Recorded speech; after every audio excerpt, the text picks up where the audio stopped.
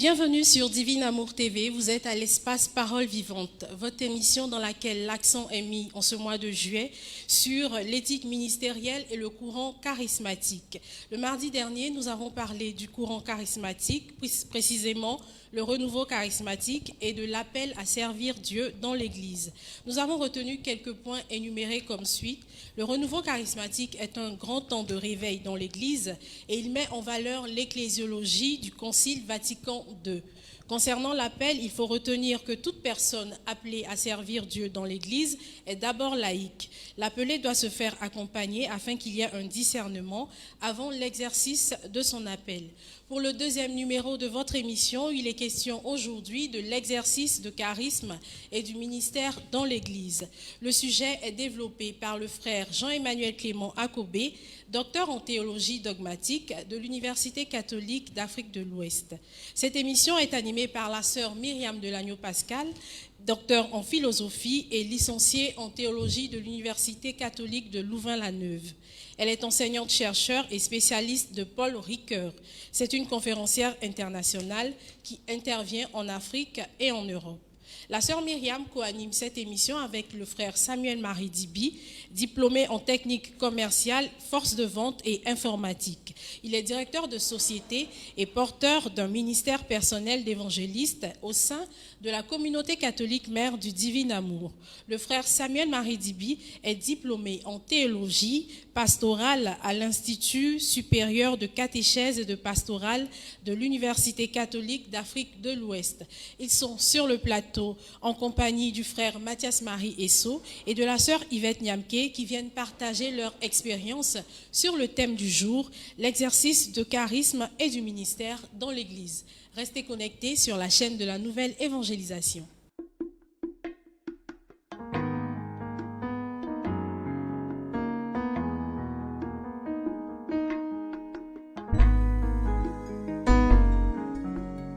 Merci Marie-Christine.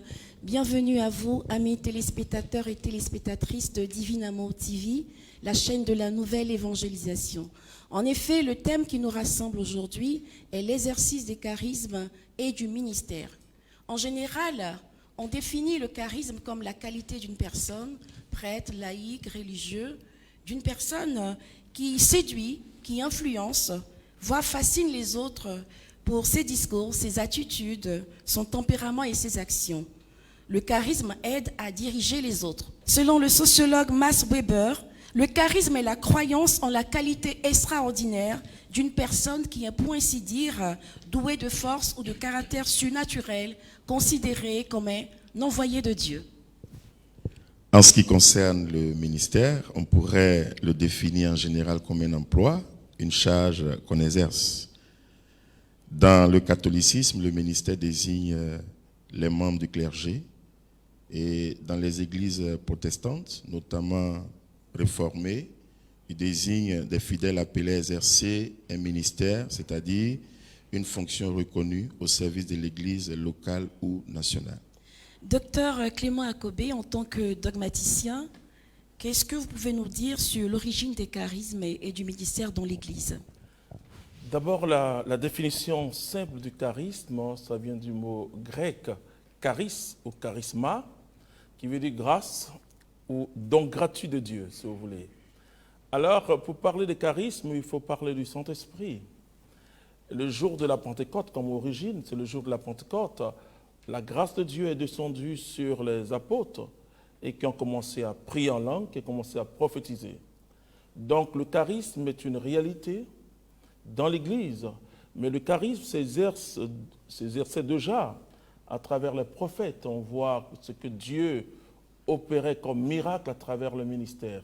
Donc, pour dire simplement que le charisme est une réalité dans l'Église, et même au temps d'Abraham, depuis toujours, le Saint-Esprit, qui est Dieu, a toujours animé des personnes. Alors, docteur, dans l'Église catholique, qui discerne qu'une personne est habilitée à exercer un ministère ou un charisme? Bon, d'abord, il faut définir aussi sur le plan religieux le charisme de plusieurs manières. Vous avez entendu parler de charisme de communauté, charisme de miracle, de guérison, etc. Par exemple, dans le sens d'un groupe, le charisme est un aspect du ministère de Jésus qui est exercé. Par exemple, quand on prend Mère Teresa, sur le charisme de la charité, s'occuper des pauvres. Et vous avez aussi des instituts qui sont pour l'enseignement. Par exemple, l'Institut sur l'instruction chrétienne. On a aussi aujourd'hui nos frères du Sacré-Cœur qui sont orientés vers l'enseignement. Donc c'est un charisme.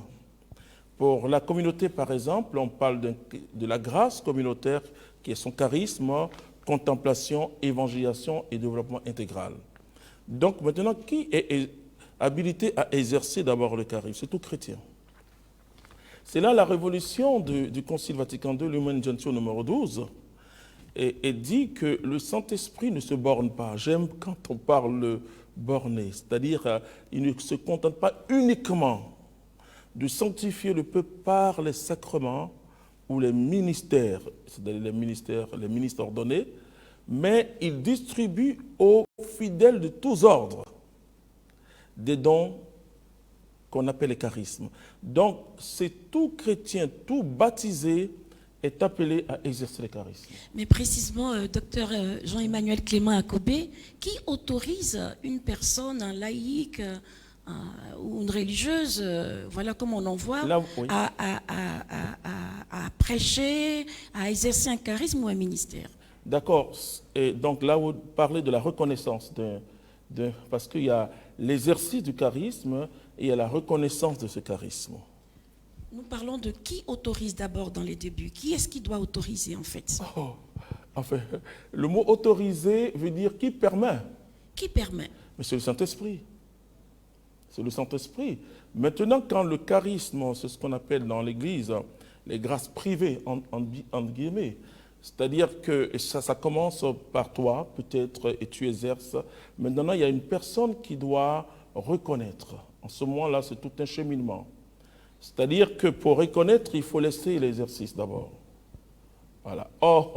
Beaucoup de personnes disent, non, tais-toi, il faut qu'on te reconnaisse d'abord. Non, même c'est comme une communauté.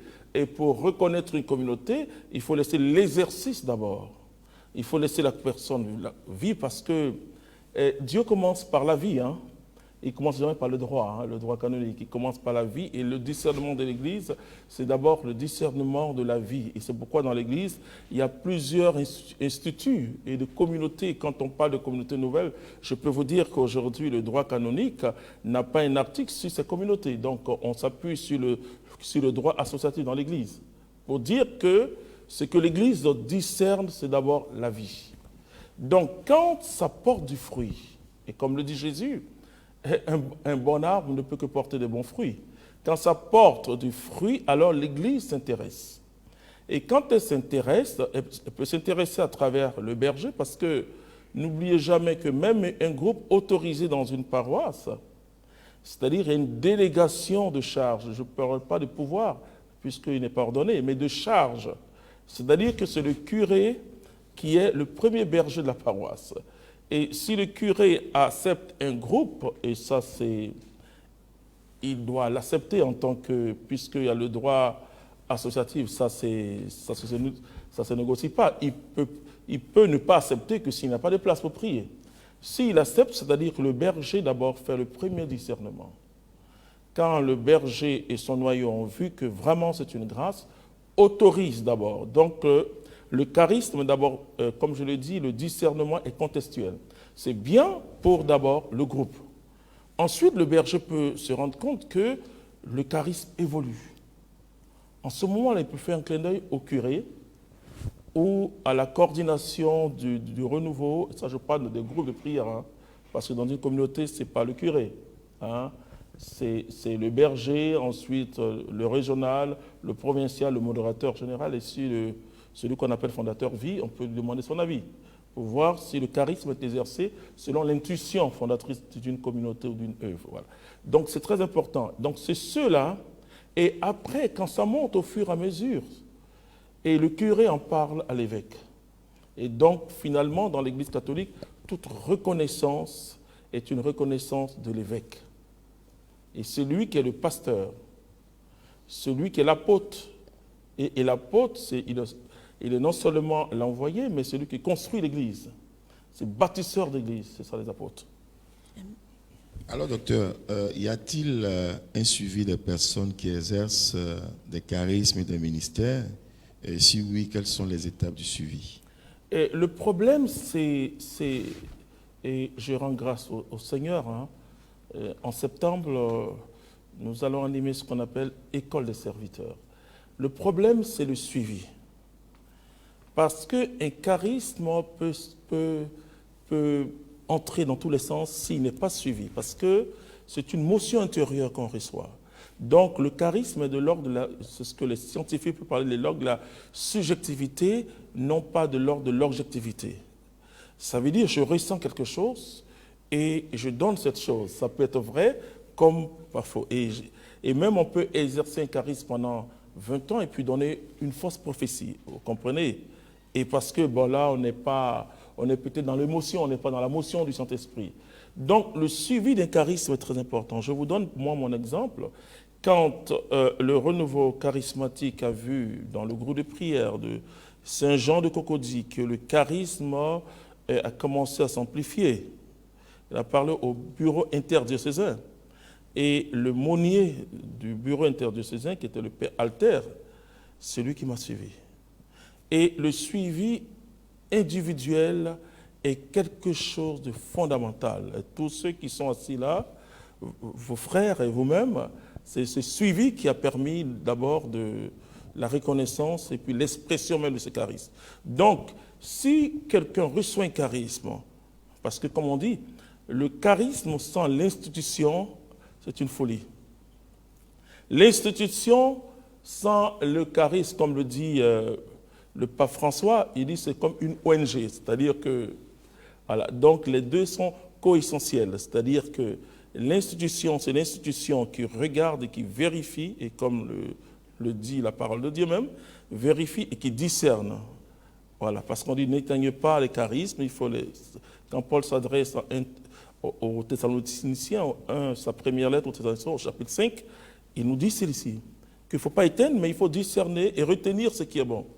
Et c'est ça le charisme. Retenir ce qui est bon, ça veut dire qu'une personne même qui a un charisme confirmé peut dire de très bonnes choses, mais de mauvaises choses aussi. Et donc, le suivi, la pédagogie est charismatique, comme je l'ai dit, et permet de mieux avoir le discernement. Parce que si tu n'as pas le discernement, c'est compliqué. Et donc, ce sont des étapes. Merci, Dr Jean-Emmanuel Clément Akoubé. Sur ces faits, nous allons passer à notre premier témoignage. Nous allons voir comment un serviteur a pu être discerné dans son charisme et être connu. Je me tourne vers vous, berger Mathias Marie. Vous êtes porteur d'un ministère personnel dénommé Christ pour le salut des nations. Vous êtes reconnu à la communauté Mère du Divin Amour. Est-ce que vous pouvez nous partager votre expérience de l'exercice des charismes et de votre ministère? Merci beaucoup, sœur Myriam. Alors, il faut dire que tout a commencé au cœur de la communauté que j'ai rencontré un jour. J'ai été appelé à être membre de cette communauté, affecté à la maison communautaire de Yopougon où j'avais pour berger le père Raoul. La communauté avait organisé en septembre 1998 à Lézieux une retraite qui va marquer une histoire révolutionnaire de ma vie, puisque le père fondateur avait intitulé cette retraite, le thème de cette retraite, l'onction. Et quand nous sommes sortis de cette retraite, plusieurs frères, parmi lesquels votre frère Mathias Marie, a vécu quelque chose d'inhabituel. Une soif renouvelée de Dieu est née dans mon cœur. Et j'ai été poussé à partir d'un texte biblique, Ézéchiel chapitre 37, versets 1 à 10, avec l'autorisation de mon berger à prendre un temps dans la présence de Dieu.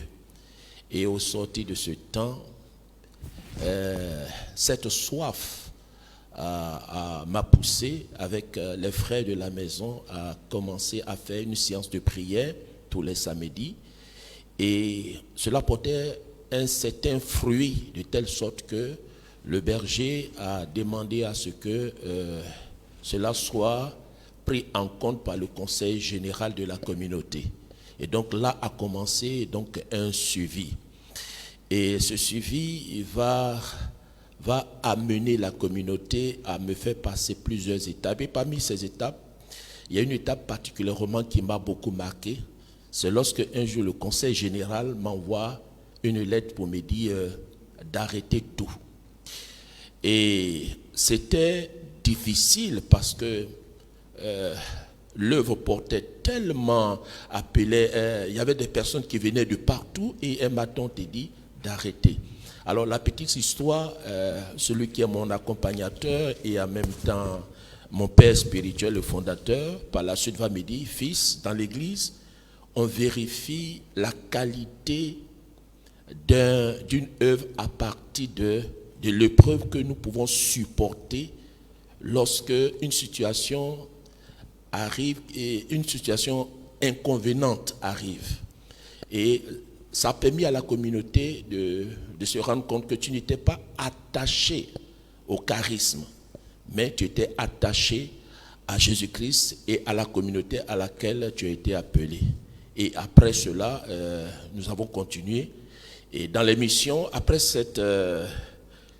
qu'on m'ait autorisé à nouveau de reprendre l'œuvre, je commençais à voir certains charismes se manifester, et particulièrement le charisme dont mon accompagnateur, le fondateur, m'a tout de suite reconnu, c'est le charisme de la prédication.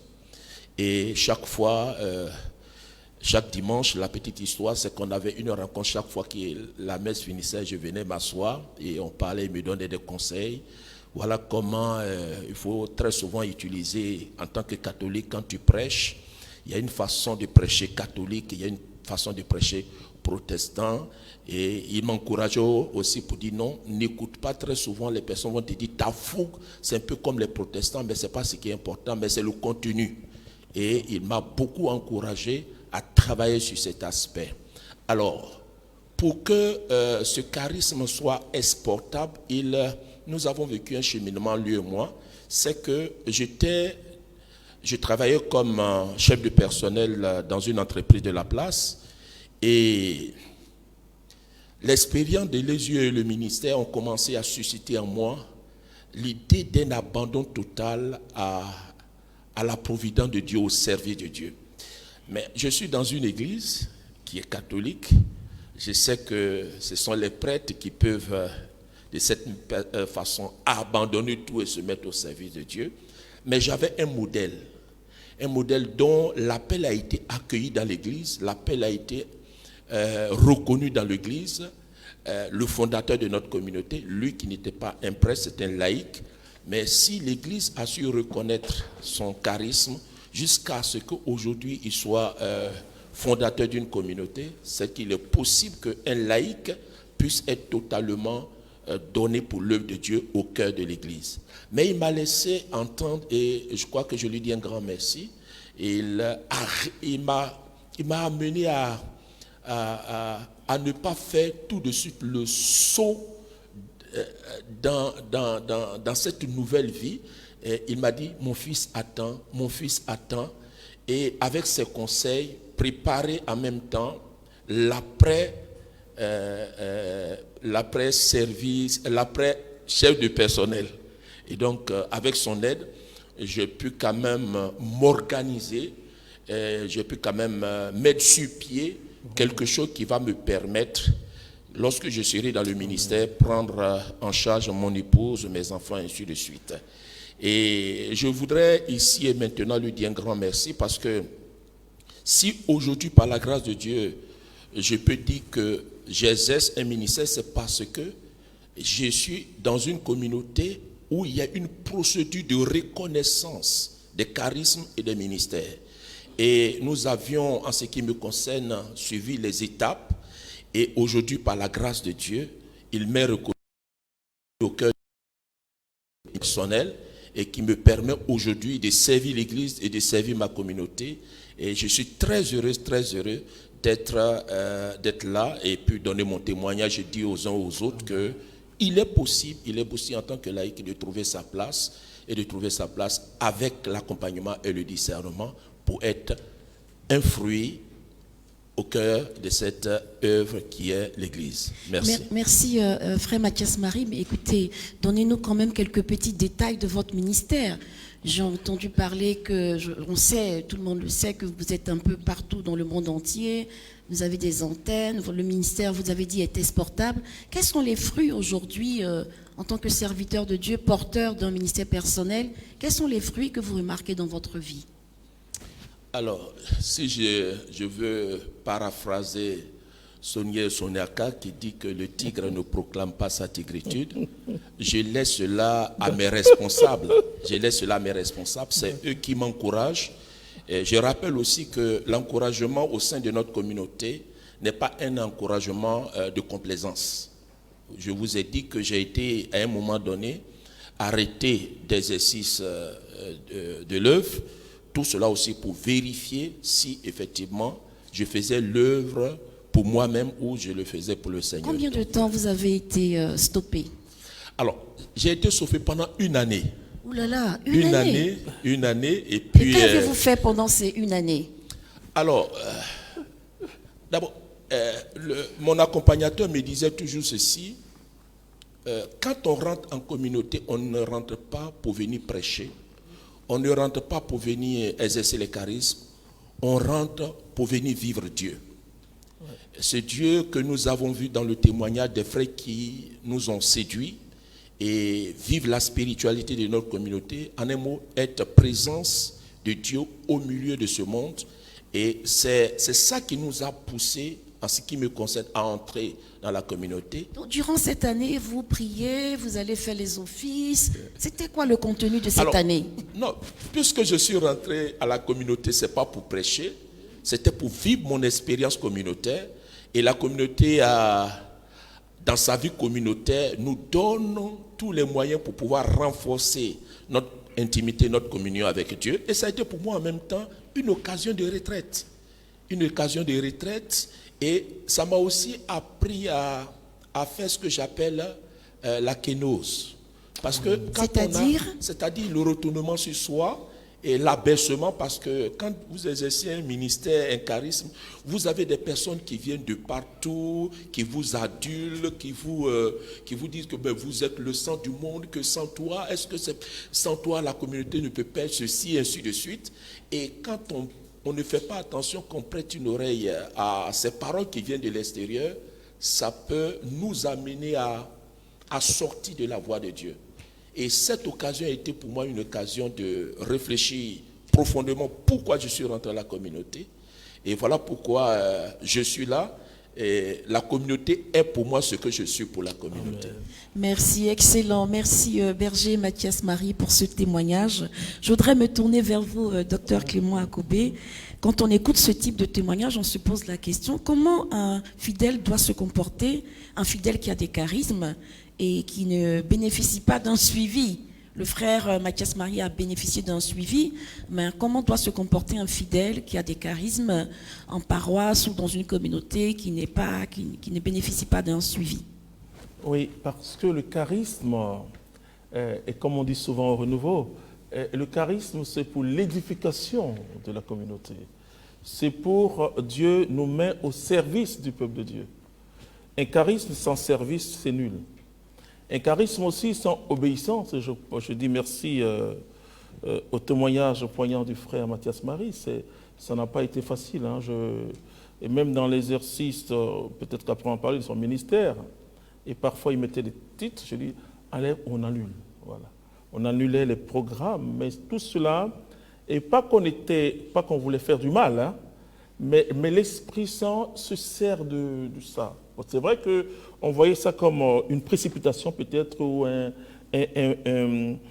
peut-être un thème qui n'était pas correct, mais Dieu se sert de tout cela. Et c'est ça.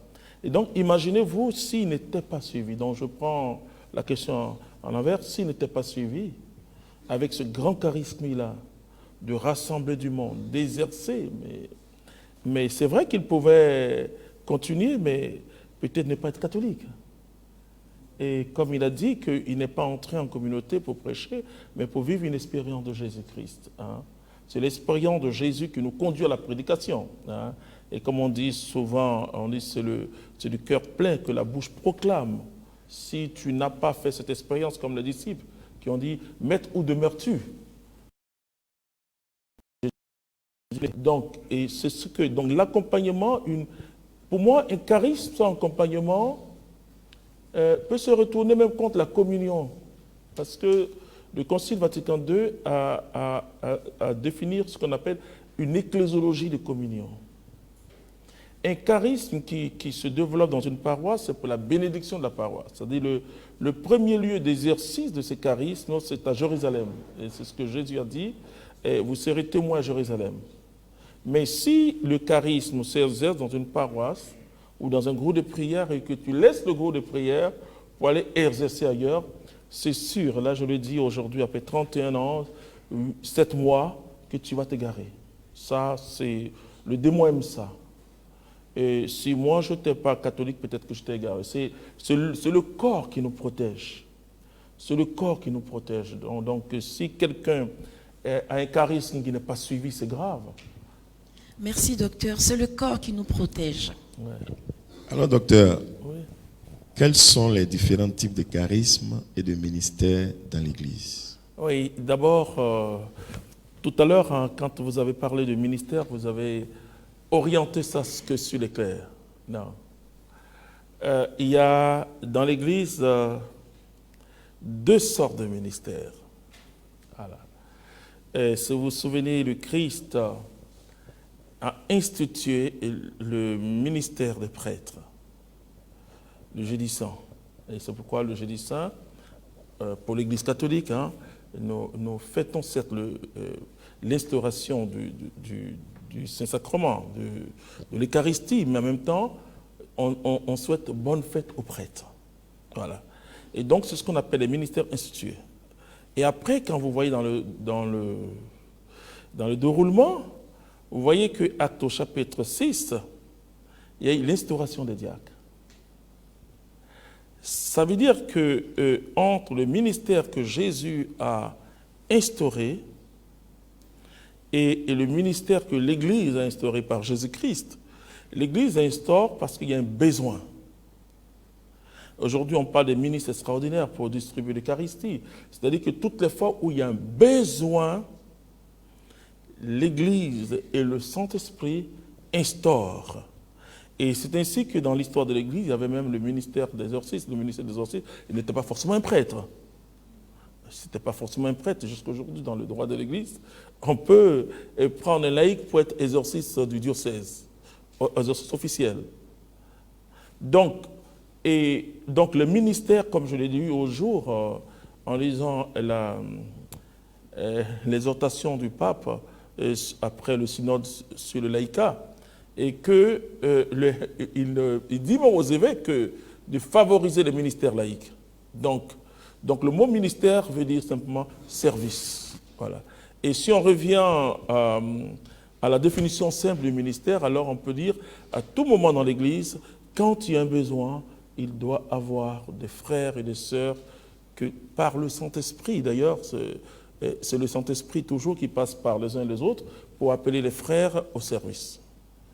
Donc donc il y a ministre ordonné et il y a ministre, tout simple, qui veut dire service ou serviteur. Voilà. Ministère veut dire service et ministre veut dire serviteur. C'est la même chose que quand on parle de la diaconie ou des diacres. Le mot veut dire serviteur simplement, mais pour un type de choses. Donc il y a les fonctions ne sont pas les mêmes. Voilà. Et on peut dire que les fonctions de différents ministres dans l'Église ne sont pas les mêmes. Mais dire qu'un laïc qui porte le nom ministre ou ministère, bon, enfin, non, ça ne veut rien dire. Vous voyez, il faut aller, comme je l'ai dit, dans la doctrine de l'Église, dans la théologie enseignée par l'Église, parce que la théologie, c'est une science. Hein? Moi, je suis chercheur. Hein? Donc, la recherche théologique permet aujourd'hui d'éclairer le peuple de Dieu sur des mots, hein. Et donc la sémantique ne peut que s'expliquer qu'à partir des données théologiques. Alors, docteur, je vous remercie pour cette réponse. Alors, je reviens au charisme. Oui. Est-ce qu'une personne peut exercer plusieurs charismes? Bien sûr, puisque ce sont des grâces, ce ne sont pas des talents. Et le charisme jaillit du Saint-Esprit. Et d'ailleurs, moi, quand j'enseigne sur les charismes, parce que moi, je ne confonds pas charisme et ministère. Et le ministère veut dire simplement que quand l'exercice du charisme atteint un degré de puissance dans l'onction. Voilà. Ça veut dire que le charisme peut ressembler à une source, le ministère ressemble à un fleuve puissant. Voilà. Et donc le charisme, c'est pour un groupe, hein, je veux dire. Pour un groupe, j'exerce un charisme. Donc, ce n'est pas parce que quelqu'un prophétise qu'il a un ministère de prophète, ce n'est pas la même chose. Et vous avez vu dans la prophétie, le prophète Amos, par exemple, qui était du sud, qui va prophétiser jusqu'au nord. Bon, quand il arrive en Israël au nord, on lui dit, bon, écoute, c'est bien ce que tu fais, mais nous pensons que tu vas mieux gagner ton pain au sud. Voilà. Ça veut dire que le prophète, et c'est ce que Jésus a dit, allez par le monde entier. Voyez? Et donc, dans un premier temps, un charisme, c'est très modeste. Et ensuite, l'amplification du charisme donne ce qu'on appelle le ministère. C'est-à-dire que le frère ou la sœur est très sensible à un charisme. En ce moment-là, il y a un exercice presque permanent de ce charisme, même si c'est l'Esprit Saint qui guide. Voilà. Merci, docteur. Pour nos téléspectateurs et téléspectatrices de Divin Amour qui nous prennent en cours, oui. Est-ce que vous pouvez définir les charismes? Quels sont les différents types de charismes? Comment entretenir ces charismes et comment croître dans les charismes? Donc, d'abord, les différents types de charismes, okay. Comment les entretenir et comment croître? D'accord, nous les regroupons généralement parce qu'il y a Paul dans 1 Corinthiens chapitre 12, il cite quelques charismes, hein, mais il y a beaucoup de charismes d'accueil aujourd'hui. On le voit d'assistance, par exemple, qui est aussi un dérivé du charisme de conseil. Bon, parce qu'il y a le don de sanctification de conseil, l'esprit de conseil et le charisme. Mais nous les regroupons en 3 grands groupes. Il y a ce qu'on appelle les charismes de révélation. Dans les charismes de révélation, il y a, et je vais commencer par le charisme de révélation que les gens ignorent le plus, hein, c'est le discernement des esprits. Voilà, parce que le discernement, c'est une révélation que Dieu nous donne. Ensuite, il y a le charisme de la prophétie. Il y a le charisme de l'interprétation d'un message en langue. Voilà. Et il y a le charisme de la parole de connaissance. Et donc aussi, on parle parfois aussi, on met un peu le charisme de la sagesse aussi dedans, mais peu importe. Mais en général, on regroupe que les 3, donc je le dis, le discernement des esprits, c'est une révélation, la prophétie, la parole de connaissance, et surtout on cite les 3, et l'interprétation de langue qui est aussi, parce que quand je vais arriver au charisme des langues, je parlerai de ça. Ensuite, les charismes de puissance. Dans les charismes de puissance, on parle du charisme de la foi, de guérison, et Paul parle de guérison avec S, ça veut dire la guérison, la délivrance. Quand vous lisez l'évangile de Jésus dans Luc, vous comprenez que Luc, la guérison et la délivrance vont ensemble, ok? Parce que quand quelqu'un est guéri d'une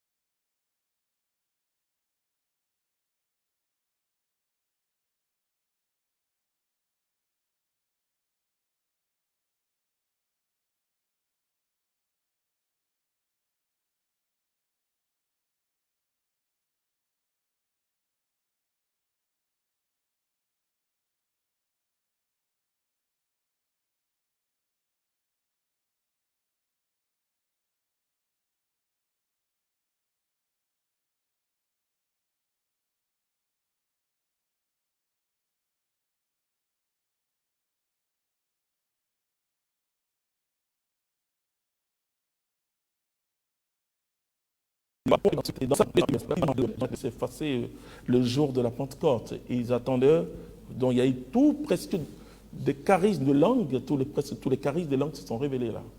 Comment entretenir et croître dans ces charismes? Ouais. Il y a deux notions très importantes.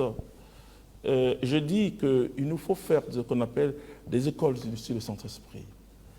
Il y a l'onction qui est une réalité. Vous voyez, l'onction s'expérimente. Mais nous recevons l'onction du Saint-Esprit à travers les sacrements. Surtout, vous voyez, le baptême, nous recevons l'onction prophétique, l'onction royale, l'onction sacerdotale, mais ce ne sont que des mots sans l'expérience. Voilà. Et la grâce que le renouveau a, grâce à ce que, parce que quand nous recevons le baptême, et cela se fait aussi dans tous les sacrements, il y a la grâce actuelle qui est différente de la grâce habituelle. Et cette grâce actuelle me pousse à prier. Et c'est une grâce de piété en somme. Et donc, le renouveau active ça dans la prière et forcément, nous avons une visitation de puissance du Saint-Esprit. C'est ce que nous appelons dans le langage charismatique la puissance du Saint-Esprit. On fait la différence entre cette puissance, on s'appuie sur Luc chapitre 4, verset 19, Jésus dit « L'Esprit du Seigneur est sur moi, il m'a oint de l'onction. Il m'a conféré l'onction pour annoncer, parce qu'on ne peut pas faire l'œuvre de Dieu sans l'onction, surtout un ministère sans l'onction, que ce soit un ministère chant, que ce soit un ministère de prédication ou de guérison, c'est l'onction. Et l'onction, qu'est-ce que l'onction va faire? L'onction va provoquer une grâce intérieure qu'on appelle la motion du Saint-Esprit. Et donc, c'est à partir de cette motion, parce que ça nous donne, il y a des gens qui vivent ça, hein, une conviction de la présence.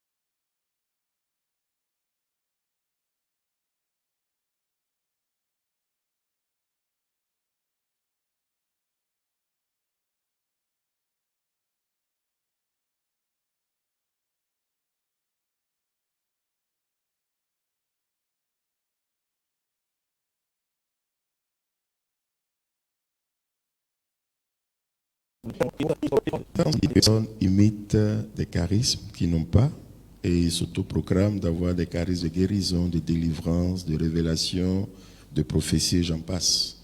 Est-ce que vous avez eu écho de ce genre d'informations et que pouvez-vous dire à ces personnes? Oui, c'est vrai qu'on peut imiter les charismes, mais ça se voit, c'est le discernement, je parle du discernement des esprits. Et le discernement dans l'Église s'est fait de 4 niveaux.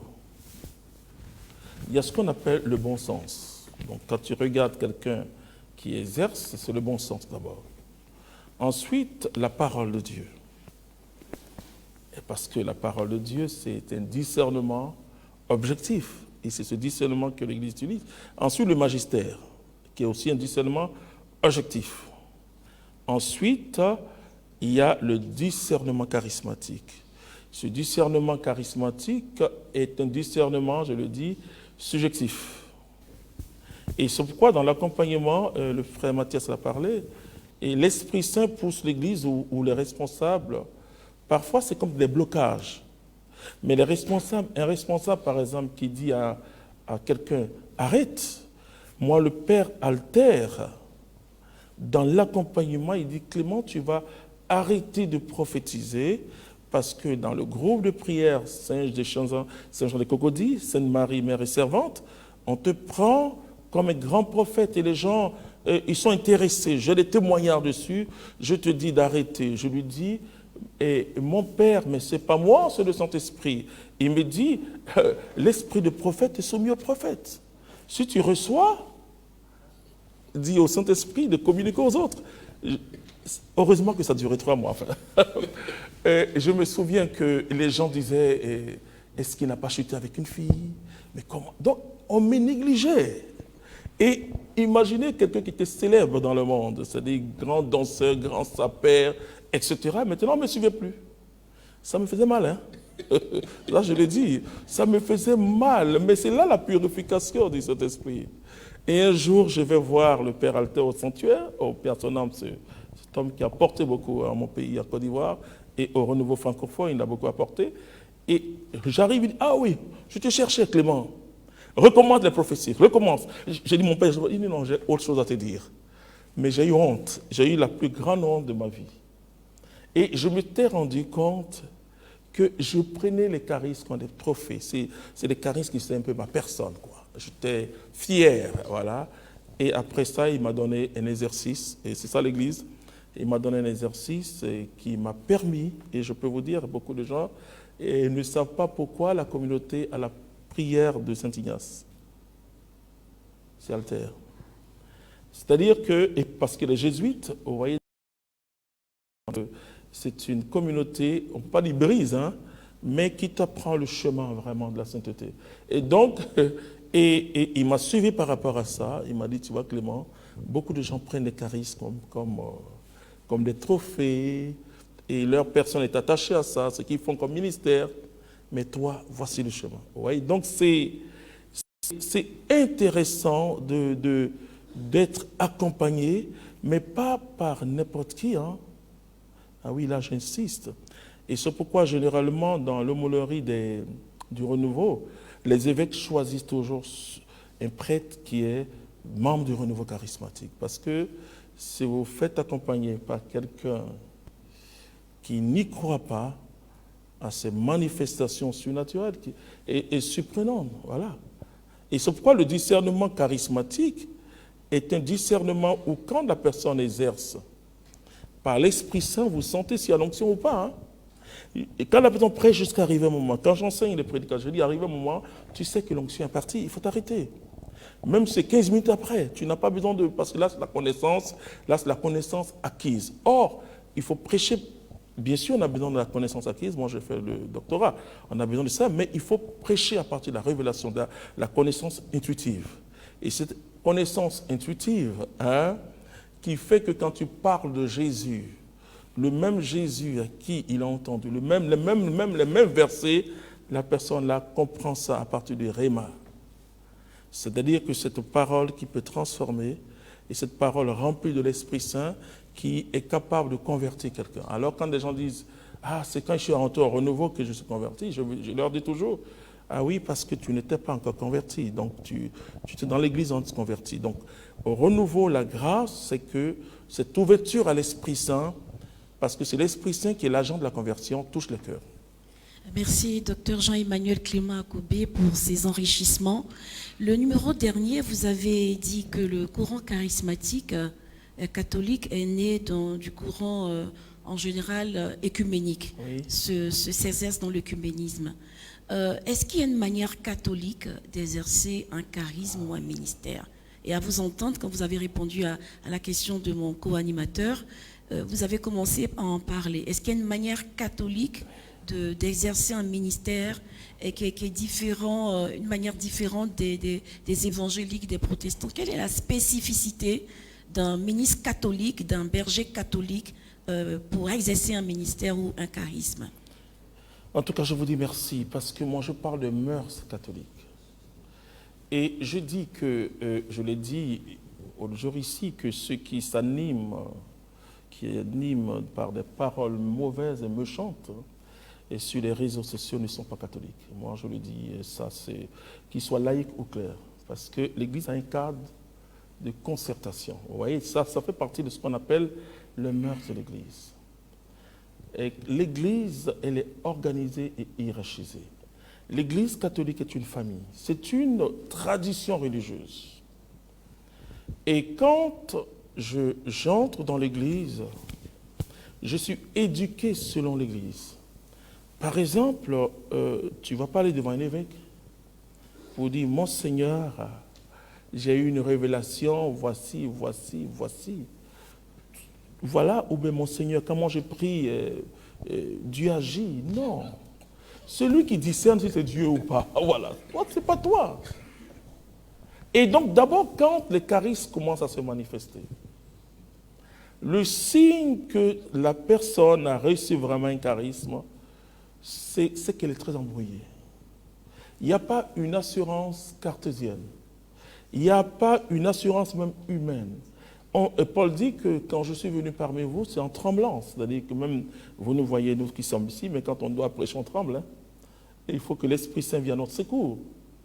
Et donc, c'est la simplicité. Je ne parle pas de... Je ne dis pas que les autres sont passés, mais le comportement d'un catholique, c'est ça d'abord. C'est que je me dis, quelque chose se passe. Je ne commence pas par dire, moi j'aime beaucoup l'histoire de ce que j'appelle la villageoise, Sainte Bernadette. Voilà. Elle voyait dire la femme.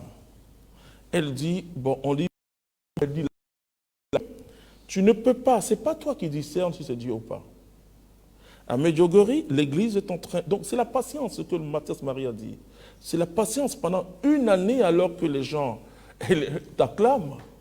Et dans le cheminement de l'Église, si tu fais attention aux acclamations, elle a plus de 2000 ans, on sait que tu vas te perdre. C'est le peuple de Dieu qui a fait que Moïse n'est pas entré dans la terre promise, parce qu'il a trop fait attention, il s'est pris pour papa. Voilà, un papa, bon voilà, je suis fâché, est-ce que cette pierre peut jaillir bas? Ah, tu vas pas entrer dans la terre promise. Et c'est ça, dans l'Église catholique, je dis souvent, il y a une tradition de la formation. Pas que l'Église néglige le charisme, mais on a vu des gens devenus fous à cause des charismes. Tu comprends? Donc, il y a ensuite, quand c'est discerné, on l'exerce par rapport, on l'exerce dans la construction de l'Église. C'est-à-dire que, par exemple, un catholique, je dis bien, parce que pour moi, j'ai fait la différence entre ceux qui sont baptisés, qui vont à l'Église catholique et catholiques. Un catholique ne dira jamais, c'est ton père ou ta mère qui est en train de te manger en sorcellerie. Mais vous cassez la relation qui peut exister entre cette personne et son père et sa mère, qui sont, la Bible dit, honore ton père et ta mère. Hein, la Bible ne dit pas qu'ils sont bien ou sont mauvais, mais honore. Et c'est le premier commandement qui est suivi d'une bénédiction. Le catholique va recevoir la parole. Il va prier.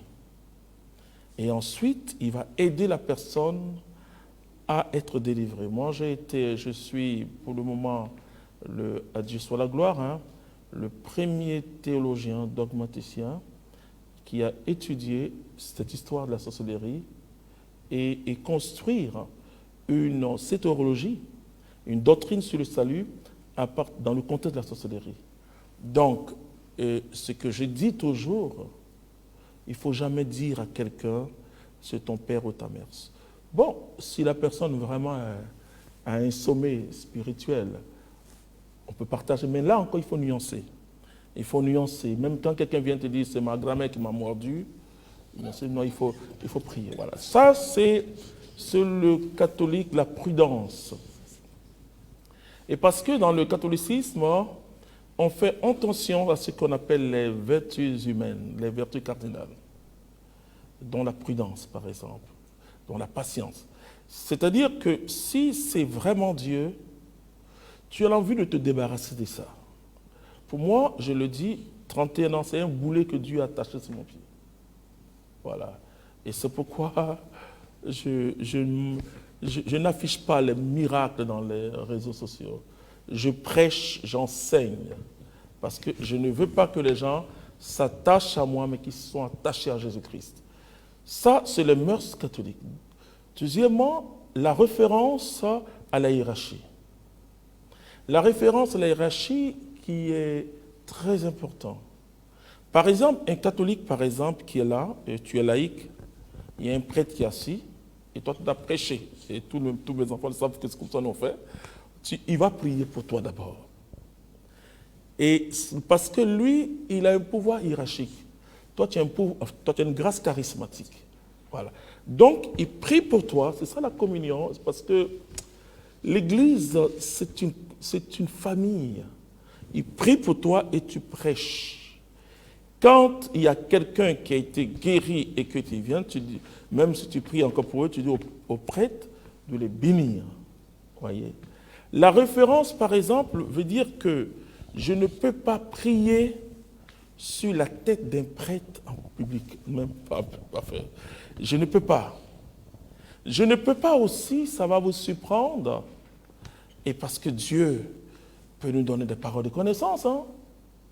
Tu peux dans une assemblée, il y a beaucoup de prêtres, et Dieu te dit qu'il y a un, parce que je connais un frère qui lui a osé, enfin pas un frère de la communauté, un frère d'une autre communauté française qui a osé dire il y a une jeune fille qui est là, qui entretient des relations avec un prêtre. Vous voyez? Et dans l'Église catholique, il y a ce qu'on appelle la figure du prêtre. C'est-à-dire que, et je pouvais dire avec un serviteur, enfin il pouvait dire avec un serviteur ou avec quelqu'un, bon là, oui, mais la figure et la figure du prêtre, c'est comme dans, parce que le mot prêtre, père, ça dit papa aussi, Abba. Ça veut dire qu'il est le papa de la paroisse, en somme. On n'humilie pas, et moi je suis d'une culture abbé, on n'humilie pas son père. Tu comprends? En affaires, même quand le jeune a la raison, il dit, bon, demandez pardon à mon papa. Ça, c'est ça, la culture attend, c'est comme ça, on n'humilie pas. Vous voyez? Et donc, c'est toute cette culture, et maintenant la manière d'exercer. La manière d'exercer, on doit sentir la pauvreté. On ne doit pas casser une démarche, on ne doit pas faire des mouvements, on ne doit pas impressionner le peuple. On doit, parce que Dieu, il se sert de nous que quand nous sommes morts. Hein. Et on doit sentir une personne qui ne cherche pas sa gloire et qui exerce en toute humilité. Et ensuite, après l'exercice, je dis souvent, après l'exercice, c'est fini. Si quelqu'un vient, il dit, prie pour nous, prie pour moi, non, on n'est pas obligé. Parce qu'il n'y a plus d'onction. Et on est un frère au milieu des autres frères. Voilà, c'est ça le catholicisme, c'est ça l'exercice. Et c'est une famille où, par exemple, les cris, trop de cris, on ne supporte pas. Parce que c'est une tradition, mais comme je l'ai dit souvent aux frères, et Mathias Marie, qui est un grand prédicateur, je lui dis, ne change pas, parce qu'ils ne crient pas. Ils enseignent, ils viennent aussi, ils enseignent, ils ne crient pas. Mais par exemple, on va dire, oh Seigneur, on va dire, mais tu es protestant. Voilà, parce que eux, chez eux, si tu vas, il faut prier aussi comme ça. Ah oui, parce que si tu veux prier comme nous, là, ah non, non, il faut prier comme eux. Hein? Le jour où j'aurai une grâce d'aller prêcher, et là encore, vous voyez, pour aller intervenir en tant que catholique chez les protestants, j'ai besoin de l'autorisation de mon évêque. Quand je dois faire venir, par exemple, une personne qui bientôt on aura, comment on appelle ça, une convention charismatique et communique, mais j'ai donné la liste à mon évêque, l'archevêque d'Abidjan. Voilà. Donc le catholique, par exemple, dans cet élan d'unité, c'est une unité parce qu'il y a les principes catholiques de l'œcuménisme. Donc c'est la référence à la hiérarchie. Parce que le charisme sans la hiérarchie, le charisme est fou.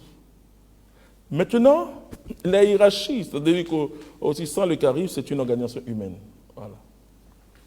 Merci, Dr Jean-Emmanuel Akobé. Je vais récapituler rapidement ce que vous avez dit sur la manière catholique d'exercer le ministère, la simplicité dans l'exercice, la patience lorsque on est arrêté, la prudence dans la façon de donner les paroles de connaissance. Il ne faut pas que ces paroles soient accusatrices ou divisent les familles. La référence à la hiérarchie catholique, honorer la figure du prêtre, sentir dans l'exercice des charismes du ministère la pauvreté du serviteur, qui ne doit pas chercher à impressionner son public. On doit sentir vraiment qu'il exerce dans l'humilité. Et puis, finalement, vous avez dit que l'exercice du charisme sans la hiérarchie est de la folie.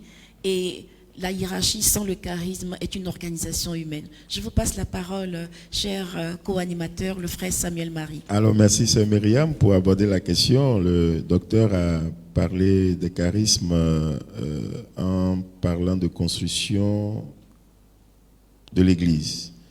Alors, je vais donc aller poser ma question de savoir s'il existe dans l'Église catholique des actes de reconnaissance, de charisme ou de ministère.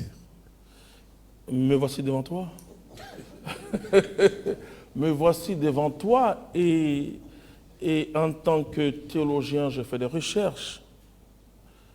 Premier laïc dans l'Église catholique par la fondation d'une communauté, dans la fondation d'une communauté où il y a 2 instituts religieux à l'intérieur canoniquement reconnus. Voilà. C'est-à-dire que les autres, c'est souvent des prêtres ou des autres. Voilà. Sinon, par exemple, il y a les anciennes communautés qu'on connaît en France, tout cela, les béatitudes, ce ne sont pas les religieux, ce sont des consacrés. Et donc, pour dire, et quand je dis ça, je vais toujours dire que l'Église n'a pas de problème avec les laïcs. Non, je l'ai dit que le pape François, que j'aime tellement, mais il était laïque d'abord. C'est la base du christianisme, c'est le laïc. Et souvent, on l'oublie. C'est parmi les laïcs, et c'est ça la liturgie de l'Église, qu'on choisit. C'est pour ça que vous voyez que lors des ordinations, ils sont dans la foule. Et donc, c'est au milieu. Donc, ce n'est pas une frange négligeable de l'Église, mais c'est cette frange qui porte l'Église. Voilà. C'est-à-dire qu'un prêtre, par exemple, sans des laïcs, c'est rien. Et aussi, il ne peut pas avoir une église aussi sans prêtre. Vous voyez, c'est... je souffre parce que j'aime beaucoup l'église et je vois des débats stériles. Et surtout, surtout en Côte d'Ivoire ici, hein, dans cette région, mais en Côte d'Ivoire ici, où des soi-disant théologiens essaient de donner une figure de l'église qui peut entraîner. Et je lui dis que j'ai dû dire à certains laïcs, non, vous ne devez jamais réagir contre l'Église. Tout à l'heure, j'ai parlé de la figure du prêtre, que nous devons protéger. Mais donne parfois une ecclésiologie dangereuse pour l'Église. C'est-à-dire que je peux être curé d'une paroisse. Je vois qu'un frère, sœur, moi j'ai l'exemple de Saint-Albert-le-Grand, une paroisse de la Côte d'Ivoire, dans la capitale, qui s'appelle Abidjan, enfin la capitale économique, et l'école d'évangélisation de la communauté est là-bas depuis des années. Et le curé compose avec le frère Mathias Marie. Et d'ailleurs, l'école d'évangélisation, c'est le ministère où j'ai beaucoup plus de prêtres qui entrent. Hein. Voilà, et où il y a beaucoup plus de prêtres. Ça veut dire qu'il n'y a pas d'opposition. Il n'y a pas vraiment d'opposition. Je veux que... vous voyez, c'est vrai que ça passe sur Divine Amour TV, mais il faut diffuser ça partout. Il faut que les gens puissent connaître la beauté de l'Église. Ça n'existe pas. C'est la base de l'Église. Et c'est... Alors, l'Église choisit, c'est là on dit, c'est ce qu'on appelle le sacerdoce commun. L'Église choisit parmi les fidèles. Vous voyez, même parfois des gens, en parlant des laïcs, ils disent que fidèles. Non, le prêtre est un fidèle aussi de Christ. Voilà. Il y a quelqu'un qui dit, mais fidèles, là. Je lui ai dit, non, attention, tu n'as pas de fidèles, ce sont les fidèles du Christ. Vous voyez, et quand on entre dans une ecclésiologie erronée, on blesse l'Église et on blesse la communion. Moi, je veux, et quand je dis que l'Église reconnaît, et quand je vais à Rome, il y a au moins 4 dicastères qui me reçoivent. Vous voyez? Et je me vois encore... Donc, l'Église n'a pas un problème avec le laïcat. Ce n'est pas vrai. Maintenant, et c'est ce qu'on appelle le cléricalisme, et que le pape dénonce. Quand je parle du cléricalisme, je parle aussi de l'anticléricalisme. Voilà. C'est-à-dire que cette conception que l'Église dénonce dans sa théologie. Et l'Église dénonce ça parce que ça ne donne pas l'éclat. C'est les fonctions qui sont différentes. Parfois, moi, je me souviens que j'étais dans une diocèse, il y avait des prêtres. Et comme les gens sont tellement émerveillés du ministère que j'exerce, ils m'ont demandé de bénir le repas. Et j'ai souri. J'ai dit non, il y a un prêtre. Il y a un prêtre. Ça, c'est le ministère, c'est l'homme de la bénédiction. C'est lui qui fait une bénédiction officielle. Bon, moi, je peux bénir s'il n'y a pas de prêtre. Et en communauté, quand les frères reçoivent le sacrement, je me mets en genoux et puis ils prient pour moi. C'est ça. C'est-à-dire que c'est une église de mission particulière. C'est tout. Merci, docteur Jean-Emmanuel Clément Akobé. Au plan international, par rapport à ce que dans la suite de ce que vous venez de dire, on voit dans les pays occidentaux comme au Canada, en Belgique, en France, on voit des religieuses qui ont un mandat d'église, on voit des aumôniers, même ici en Afrique aussi, on voit des aumôniers qui peuvent être des laïcs, qui peuvent être des religieuses. Est-ce qu'on voit aussi des services qui sont confiés à des femmes, présidentes de l'association des femmes? Est-ce qu'on peut considérer ces tâches, ces services comme une sorte de ministère? Ok. D'abord, je vous dis merci parce que à la communauté, par exemple, les frères qui ont une reconnaissance communautaire en tant que porteurs d'un ministère personnel, et il y a ce qu'on appelle l'insertion ecclésiale. C'est-à-dire que le dossier sera porté à l'évêque du lieu, si c'est à Abidjan, si c'est au Sénégal, si c'est en France, et l'évêque du lieu va attester, ou ne pas attester, en fait, attester ce don, parce que c'est un don fait à l'Église, à toute l'Église. À toute l'Église. Parce qu'un charisme, comme je le dis au ministère, c'est pour la construction de l'Église. Ça, c'est très important. Et nous allons organiser des cérémonies partout. Je crois que, par exemple, pour la France, dans le diocèse où la sœur Annick, De Créteil. Oui, de Créteil, elle a un mandat par l'évêque. Voilà, on pouvait faire une cérémonie par l'évêque, etc. Donc, l'évêque, au nom de l'Église, maintenant le frère ou la sœur, ne sera pas seulement envoyé par l'Esprit Saint à la communauté, mais par, dites-moi, la communauté en tant qu'une communauté reconnue. L'Église est une expression de l'Église, nous sommes une expression de l'Église, mais l'évêque va lui-même donner une bénédiction spéciale, parce que ce que nous essayons de faire, surtout à la communauté Mère Divine Amour, et amoureux de cette ecclésiologie du Concile Vatican II, dire aux laïcs, votre rôle, ce n'est pas de gagner l'argent seulement, d'aller travailler dans les peu, mais vous aussi, vous êtes l'Église de Jésus. Vous devez travailler à l'intérieur, vous devez porter la parole, vous devez prêcher. Pierre est un laïc, vous voyez, enfin, Marie en plus. Enfin, je veux dire qu'il n'était pas dans la classe des prêtres, même si aujourd'hui on parle du sacerdoce selon Melchisédek.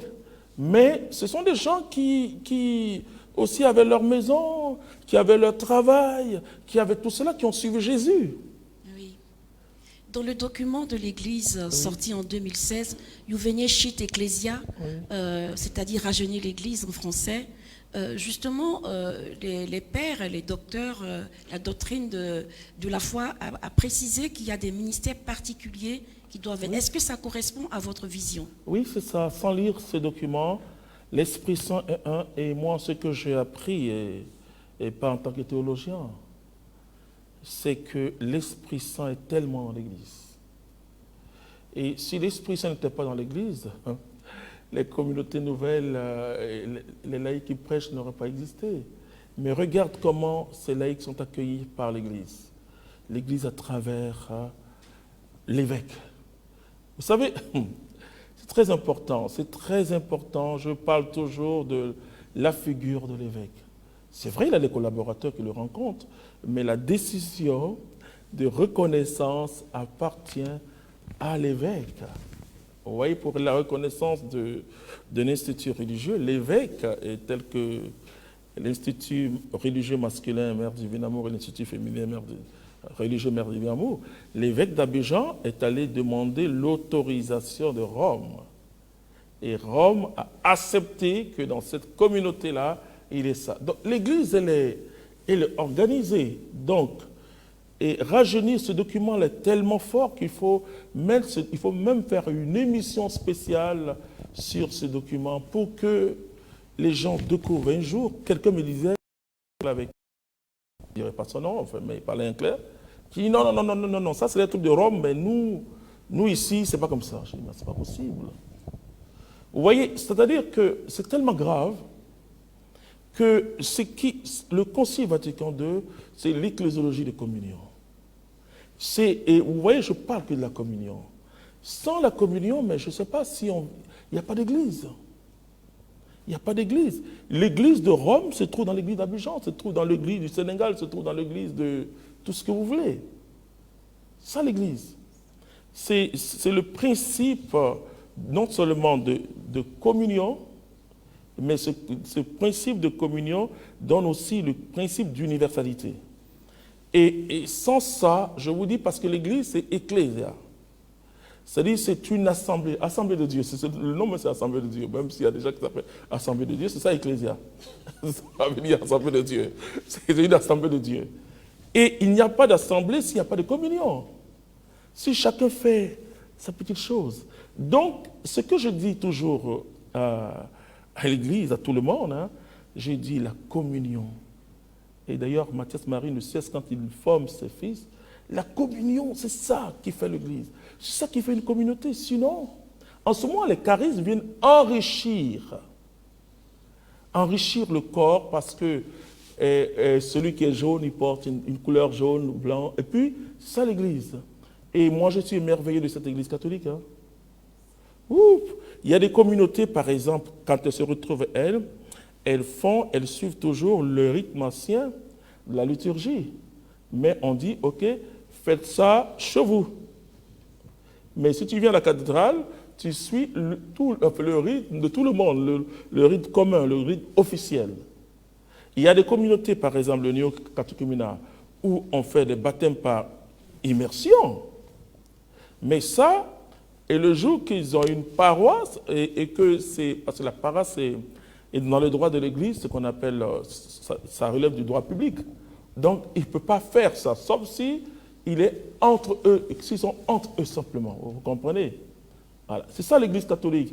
Il y a tellement de diversité, de charismes, de dons, et quand on se rend compte que certains n'acceptent pas d'autres, on se dit, bon, ils ne connaissent pas l'Église. Merci, docteur Jean-Emmanuel. Alors, cette réponse nous amène à la deuxième partie de notre témoignage. Et nous recevons sur ce plateau, je me tourne vers vous, c'est Yvette Yamke. Elle est porteuse d'un ministère personnel d'enseignante au sein de la communauté Mère du Divin Amour. Et ce ministère est dénommé Ministère international catholique de l'évangélisation des femmes. Alors, c'est Yvette Yamke, vous pouvez nous partager vos témoignages sur l'exercice des ministères de charisme. Merci à vous. Merci à vous pour cette opportunité qui m'est offerte. Je voudrais rendre grâce au Seigneur pour ce moment parce que j'apprends énormément et je me sens particulièrement béni. Alors, je voudrais dire que dans ma petite expérience, les choses ne se sont pas passées peut-être de manière aussi claire qu'aujourd'hui je les vois, mais je pense que c'était le chemin de Dieu, le chemin de l'Esprit. Je pense que tout a commencé un peu pour moi avec ma rencontre avec la communauté.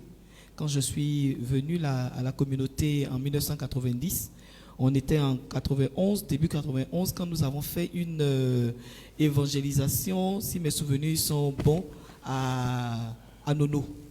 À Nono, dans la maison d'une maman. Et puis, nous étions en pleine prière.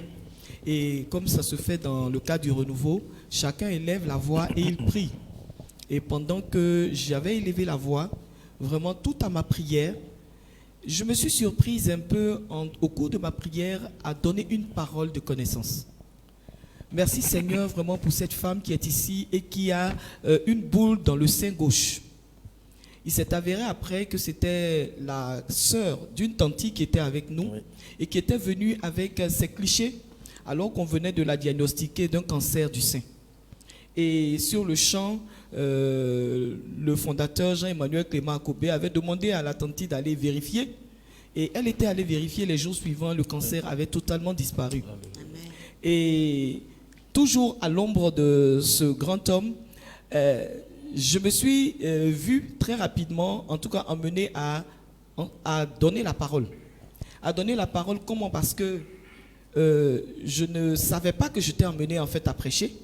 Mais quand on se retrouvait, qu'on avait à partager, quand on lisait la parole et qu'on avait à partager, en tout cas, chaque fois que j'intervenais, on trouvait que dans ce que j'avais dit, il y avait quelque chose de Dieu. Et c'est ainsi qu'il a commencé à me jeter à l'eau. Et à une époque, tout le monde disait que j'étais sa sacoche parce que quand on allait à toutes les évangélisations, je faisais partie vraiment du noyau dirigeant. Et nous étions sur le podium. À l'époque, on était tous là sur le podium et puis on se passait le micro pour donner les paroles de connaissance. Et je pense que ça a été une période très importante de ma marche avec le Seigneur, dans ma marche dans l'esprit, parce qu'à son ombre, j'ai appris à exercer. J'ai appris à avoir confiance dans ce qui se passait en moi que je ne comprenais pas. Et c'est à son ombre que petit à petit, j'ai appris à croire en ce que je sentais et que je recevais, semble-t-il, de Dieu. Et puis, dans cette démarche, avec les sœurs de la communauté, quelques sœurs de la communauté, j'avais ressenti vraiment le besoin. Je le ressentais comme un fardeau que je portais un peu sur le cœur, le fardeau des femmes. Parce que moi-même étant femme, je ressentais que je voulais vivre Dieu. Mais je voulais vivre Dieu d'une manière, dans ma réalité de femme et dans mes priorités de femme. Et dans ces priorités de femme figurait en bonne et due forme vraiment le mariage, la question du mariage et vraiment de fonder une famille. Et comme on était dans cet élan communautaire de se livrer entièrement et totalement à Dieu, on avait plutôt l'impression que pour parler des histoires de mariage pendant que tout le monde voulait être à Dieu, c'était un peu païen. Donc on se retrouvait entre nous pour prier vraiment pour nos préoccupations particulières de femmes. Parce que c'est ce que nous ressentions. Et ça s'est avéré vraiment quelque chose qui vient de Dieu. À telle enseigne qu'à un moment donné, dans notre marche avec le Seigneur, quand en 1996, nous avons reçu vraiment de la part du Seigneur que ce n'était pas simplement des prières de femmes que nous étions en train de faire, mais que c'était un appel du Seigneur. Nous avons reçu de lui également qu'il fallait qu'on prenne cette œuvre que nous ressentions pour aller mettre sous l'autorité de son serviteur. La sœur qui nous avait donné la parole n'était même pas ici. C'était la première responsable du discernement au niveau communautaire. Elle était hors d'Abidjan. Elle était à Grand Bérébi. Et c'est elle qui avait appelé pour dire, écoutez, ce que vous êtes en train de vivre, Dieu me dit de vous dire d'aller le mettre sous l'autorité de Clément. Et c'est ainsi que je suis venu avec sœur Charlotte voir le frère pour lui dire, ah papa, voilà ce que nous avons reçu. Et quand j'ai fini de lui dire, il m'a répondu, ça sent tellement le Saint-Esprit que je ne peux pas m'opposer à cela. Et c'est ainsi qu'il nous a donné l'opportunité, en cette année 1996, d'organiser une première retraite que nous avons eue, une première assemblée de femmes que nous avons eue d'abord au lycée Sainte-Marie, et puis une première retraite. Et à partir de là, nous avons vu vraiment Dieu se manifester au travers vraiment de cette mission que le Seigneur nous avait confiée, et les charismes aussi se manifestaient. C'est lui qui a confirmé et c'est lui qui a donné d'ailleurs l'appellation ministère femme. Il a dit non, on va appeler parce que nous on allait dire, je sais pas quelle expression là j'ai oublié. Et puis bon, il a dit non, on va l'appeler simplement ministère femme. Et c'est comme ça qu'est né en fait le ministère femme de la communauté Mère du Divin Amour. Et puis dans cette marche avec le Seigneur, tout à l'heure quand le frère Mathias Marie parlait, j'ai souri. Et puis je dis, bon, je comprends la parole prophétique qui avait été annoncée au cours de la première convention communautaire, parce que le texte qui nous a guidés en cette année 1996, c'était justement le texte d'Ézéchiel 37. À telle enseigne que le premier séminaire des femmes qu'on a organisé en 2004 avait pour thème justement, femme lève-toi, mais c'était justement sur le texte d'Ézéchiel 37. Et donc, dans cette démarche avec lui, nous avons avancé, et puis nous avons connu également notre crise. Une crise sérieuse, au cours de laquelle le fondateur a dit stop. Stop, pas d'activité. Pendant 3 ans. Pendant 3 ans pratiquement, pas d'activité. Mon Dieu, pendant 3 ans, Ouais. qu'avez-vous fait pendant ces 3 ans? J'avoue que à cette rencontre où on nous avait demandé de stopper, c'était les larmes et les pleurs. Mais quand je suis rentré, avec mon équipe, je leur ai dit, écoutez, voici ce que le Conseil général a décidé, voici ce que le fondateur a dit. Et quand je leur ai dit, c'était tout le monde, c'était vraiment les pleurs. Mais pendant on avait pris juste un petit temps. Mais moi, j'étais tellement abattu que je me disais, bon, je ne priais pas, quoi. J'ai dit à Dieu, au stade où je suis arrivé, moi, je n'ai jamais dit que je voulais faire ministère. Donc, au stade où je suis arrivé, j'ai besoin vraiment que tu me parles. Et puis, pendant ce temps où ils étaient en train de prier, moi, j'étais tellement fatigué parce que tout le monde sait comment se déroulent un peu les assemblées générales de responsables. C'est un programme vraiment dense. J'ai juste somnolé. Et dans cette petite somnolence, j'ai vu un tableau tout blanc sur lequel était écrit Psaume 32, verset 8. Donc je sors de mon sommeil et puis je dis aux sœurs, bon, j'ai dormi. Mais pendant que j'ai dormi, j'ai vu Psaume 32, verset 8. Donc prenez la Bible, on prend la Bible et qu'est-ce qu'on voit? Je t'instruirai. Je te montrerai la voie que tu dois suivre. Je te conseillerai, j'aurai le regard sur toi. Alors je me suis dit, si Dieu a dit, dans cette circonstance particulière, qu'il va nous instruire, il va nous donner des conseils, alors stop. Moi, je partais à Daloa pour retrouver mon époux qui était affecté à Daloa. Donc je suis parti à Daloa. Donc pendant ces 3 années, ça a été 3 années de prière. 3 années pendant lesquelles j'ai pris le temps vraiment de retourner au Seigneur. Et j'avoue que ces 3 années que j'ai passées à Daloa ont été des années très bénéfiques pour moi. Des années, personnellement, ça a été des 3 années d'approfondissement dans le Seigneur. Très, très, très, très béni pour moi. J'ai reçu peut-être les plus grandes révélations que j'ai jamais eues vraiment du Seigneur. Mais quand j'ai quitté Daloa et que je suis venu à Abidjan, venir le voir, c'était pour lui dire, Dieu nous a dit d'organiser un séminaire en direction des femmes au Palais des Congrès de l'Hôtel Ivoire. Oui. C'était en 2004. Et il a accepté. Il a accepté qu'on aille organiser le séminaire. Alors que d'autres personnes nous disaient, non, c'est pas possible, vous ne pouvez pas aller. Le ministère Femmes, c'est jamais illustré comme un ministère d'évangélisation, non, il ne faut pas y aller. Lui, il a cru et nous a dit d'y aller. Nous sommes allés et nous avons vu la gloire de Dieu se manifester. Je sais qu'il était dans la salle au moment où je prêchais le premier message. Quand j'ai fini, que je suis descendu, il m'a regardé, il m'a dit, ma fille, mais tu as grandi, oh. C'est ce qu'il m'a dit, ça m'a encouragé. Et depuis 2004, nous avons travaillé vraiment sous son autorité et sous son nom. Et le ministère, au bout de 2 ans, en tout cas le séminaire au bout de la 2e année, la 3e année, a explosé à telle enseigne pour la salle de 1844 places. On était 2700 dans la salle. Oui. Il n'y avait plus de place, on ne contenait plus. Et c'est ainsi que nous sommes sortis du Palais des Congrès de l'Hôtel Ivoire pour poursuivre vraiment ce ministère dans un espace plus grand, notamment la cathédrale. Et depuis ce temps-là, nous avons continué d'exercer et nous avons vu Dieu au travers, vraiment sous son ombre, agir. Je me souviens encore comme témoignage d'une mission que nous avons faite, lui, le père Raoul et moi, à Dabakala. Oui. Ça a été une des missions les plus... C'est au nord de la Côte d'Ivoire. Au nord de la Côte d'Ivoire. Nous étions allés et puis au cours de l'assemblée, j'avais reçu une parole. Au moment où on était pratiquement à la fin, j'avais reçu une parole. Ah, il y a quelqu'un au milieu de nous qui a un pied plus court que l'autre et le pied est en train de pousser.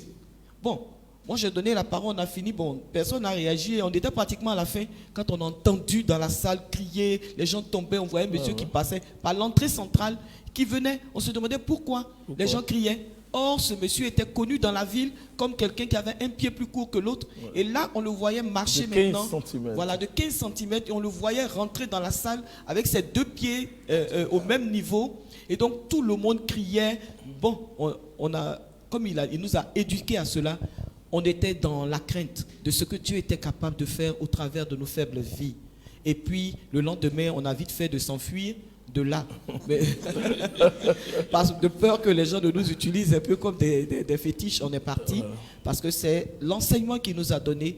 Nous sommes toujours des serviteurs inutiles et nous sommes toujours surpris. C'est pour ça que quand on me demande est-ce que j'ai un charisme, je dis bon, moi je n'en ai pas, mais le Saint-Esprit si. Parce que c'est lui qui se manifeste au moment où son peuple en a besoin. Et vraiment, je veux dire qu'au travers des assemblées dans lesquelles j'ai été, j'ai vu également sa main agir de d'autres manières. Dernièrement, il n'y a pas trop longtemps, peut-être 3 ans ou 4 ans, j'étais au Canada. Et au Canada, là, j'ai vu également des personnes qui étaient malades de cancer, malades de d'autres maladies. Je les ai vus guérir. J'ai vu également ici en Côte d'Ivoire des femmes qui avaient été déclarées par la médecine totalement stériles parce que la médecine s'était montrée impuissante, mais Dieu n'était pas impuissant. Lui, il continuait de se manifester et il s'est manifesté. Et ces femmes-là aujourd'hui sont mères non pas d'un enfant, mais de 2, de 3 enfants. Voilà un peu ce que le Saint-Esprit est capable de faire et qu'il fait vraiment au travers de nos faibles vies. Un tout grand merci, sœur Yvette Nyamke. Merci pour ce merveilleux témoignage. Nous sommes au terme de notre émission et quand on entend tous ces témoignages, toute cette expérience, on ne peut qu'être édifié. J'espère que, chers amis téléspectateurs et téléspectatrices, vous qui exercez un charisme ou un ministère, vous avez beaucoup appris. Avant de conclure cette émission, je voudrais vous repasser à vous, sœur Yvette, la parole pour votre mot de fin. Alors, ce que je pourrais dire, c'est que exercer des charismes, exercer un ministère, je le perçois comme un service contraignant. Pourquoi? Parce qu'on a à rendre compte, non seulement à Dieu, mais on a à rendre compte également à une hiérarchie. On a à rendre compte à une église. Et en tant que tel, c'est une attitude, c'est une charge qu'on exerce avec tremblement et avec humilité. Parce que nous savons que ces choses ne viennent pas de nous. Quand on parle de surnaturel, nous sortons des capacités humaines pour entrer dans des capacités qui sont purement et simplement des capacités divines. Et je voudrais tourner mon regard peut-être vers le Seigneur et lui dire merci d'utiliser la personne incapable que je suis pour manifester sa grâce, pour manifester son amour. Je pense que c'est d'abord une preuve pour moi, en tout cas, de son amour, et puis c'est également une preuve de ce qu'il aime les gens qui sont autour, les gens qui bénéficient vraiment de cette grâce. Je terminerai en me tournant vers celui qui est mon mentor et mon père, celui sous l'ombre duquel j'ai grandi, celui qui m'a tenu la main. Parce que dans ces premiers moments dont je parlais tout à l'heure, je me vois vraiment comme un enfant qui apprend à marcher et qui bénéficie de la grâce d'un aîné qui tient sa main et qui l'aide à affermir ses pas. C'est ce qu'il a été pour moi et c'est ce qu'il continue d'être pour moi. Parce que je rappelle que je suis encore en formation à ses côtés. Merci beaucoup, sœur Yvette. Je voudrais vous passer la parole, berger Mathias Marie. Alors, je voudrais dire merci à Dieu pour cette émission. Parce que il fallait trouver un espace pour mieux faire ce que j'appelle connaître la pastorale des laïcs, surtout dans l'esprit du Concile Vatican II. Dans notre pic, on a toujours vu que le service de Dieu était exclusivement réservé au ministère institué. Ce qui ramenait la tâche des laïcs plus dans le domaine profane, mais on n'avait pas encore mieux perçu ce que le laïc, dans les textes consulaires, prévoyait comme tâche dans le service de Dieu au cœur de l'Église. Et je veux vraiment à ce sujet dire merci pour les initiateurs de cette émission et puis encore merci pour le docteur Jean-Emmanuel Clément Kobé qui se prête à cet exercice pour faire connaître un peu la place des laïcs au cœur de l'Église. Ils ne sont pas vus comme étant un danger, mais plutôt une bénédiction si ceux-ci savent bien écouter et suivre les enseignements de l'Église. Voilà ce que je peux dire. Encore merci de nous avoir conviés à cette émission pour que nous rendions notre témoignage et ce qu'au cœur de la communauté nous avons pu vivre et nous continuons de vivre comme expérience. Merci, berger Mathias Marie. Je voudrais vous passer la parole à vous, le berger Samuel Marie, le co-animateur de cette émission, pour votre mot de fin. Alors, merci à la sœur Myriam, merci également à tous nos invités. Je voudrais rendre grâce à Dieu, à mon tour, et dire simplement que la communauté Mère du Divin Amour, en tant que fille de l'Église, au travers de cette émission que nous avons la grâce d'animer, contribue un peu à l'œuvre de la construction de notre héritage commun qu'est l'Église.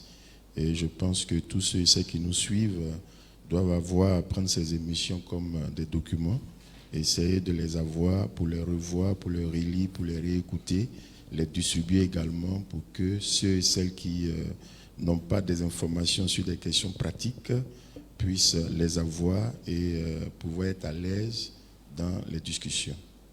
Merci, Berger Samuel Marie. Je me tourne vers vous, docteur Clément Akobé, pour votre mot de fin. Et dans ce mot de fin, est-ce que vous pouvez nous indiquer quelques ouvrages de la littérature dogmatique, théologique et spirituelle de l'Église du magistère qui vous inspirent dans votre formation en tant que docteur? Ok. Merci vraiment la sœur et merci à chacun. J'ai été édifié par les deux témoins. Et je dis merci à Dieu pour tous ceux qui nous suivent depuis l'Europe, l'Amérique, un peu partout.